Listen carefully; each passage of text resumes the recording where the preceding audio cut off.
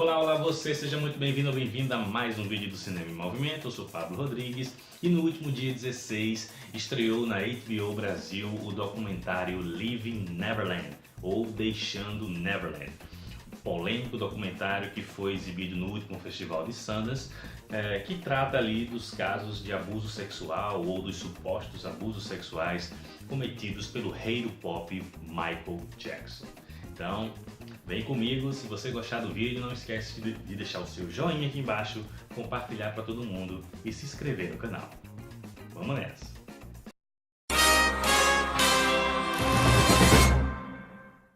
He told me if they ever found out what we were doing, he and I would go to jail for the rest of our lives. Secrets will eat you up. You feel so alone. I want to be able to speak the truth as loud as I had to speak the lie for so long.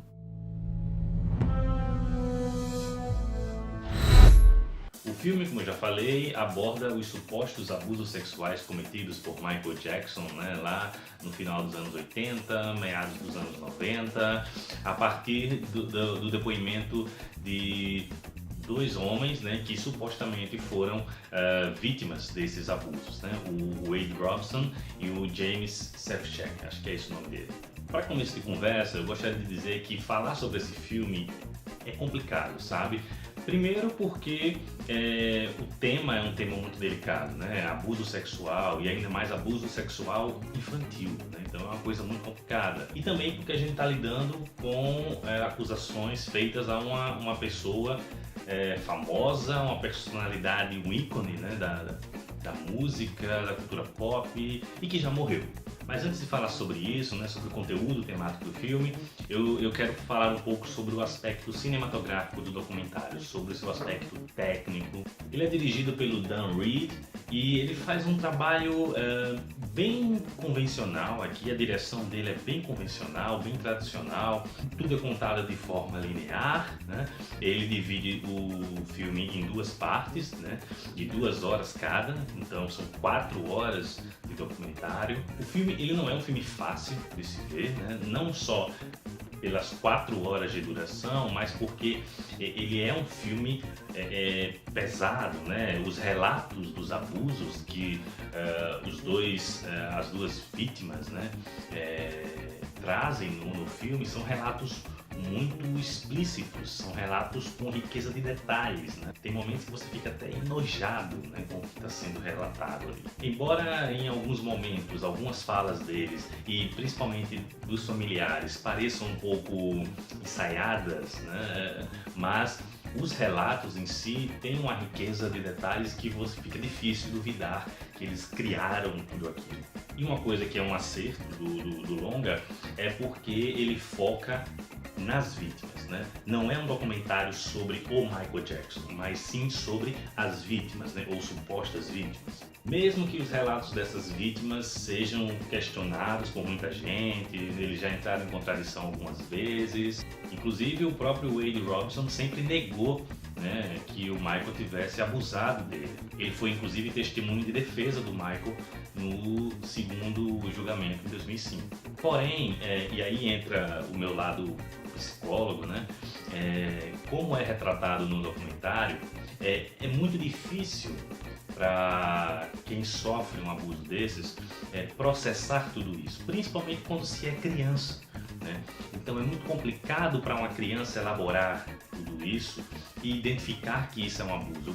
Até eles mesmos dizem no filme que eles não entendiam que aquilo era um abuso. Eles eram tão apaixonados pelo Michael que não conseguiam perceber aquilo ali como um abuso. Porém o filme é sensacionalista e ele é unilateral, Ele foca somente em um lado, Ele não problematiza esses depoimentos, Ele assume que o Michael era realmente um pedófilo, Por mais que ele não coloque narrativa para dar uma certa neutralidade, uma certa objetividade, Ele deixa os depoimentos falarem por si só. Eu gostaria de dizer para os fãs do Michael, antes que venham me detonar nos comentários, eu sou um fã do Michael. O Michael foi o primeiro artista, o primeiro ídolo que eu tive, né, enquanto artista. Eu, quando era criança, eu imitava o Michael, eu dançava como ele, eu queria ser como ele. Então, foi uma figura importante na minha vida. Porém, a gente também não pode ser cego, a gente tem que saber separar as coisas, né? O Michael continua sendo um dos maiores artistas que a música e a cultura pop tiveram. Ele era um gênio, sem sombra de dúvida, no melhor sentido do termo. E eu antes tinha as minhas dúvidas, né, se o Michael realmente era um pedófilo, né?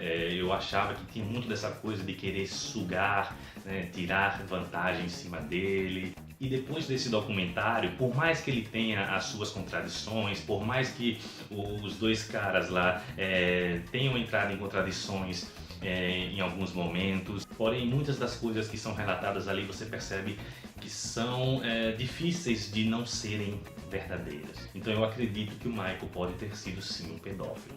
É lógico que eu sei que o Michael também foi uma pessoa muito sofrida, né, que tem uma história muito punk, mas gente, é muito estranho um homem adulto, né, só fazer amizades com crianças e gostar de dormir com elas.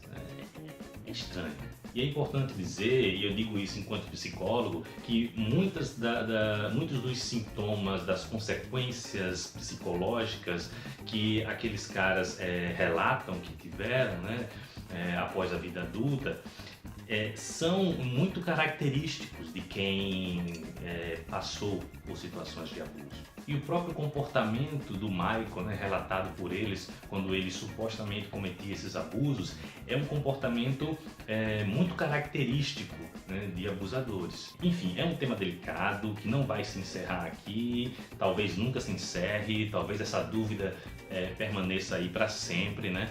Tiveram 2 julgamentos nos quais o Michael foi inocentado nos 2, né? Mas até hoje existe essa dúvida e a minha nota é 7,5.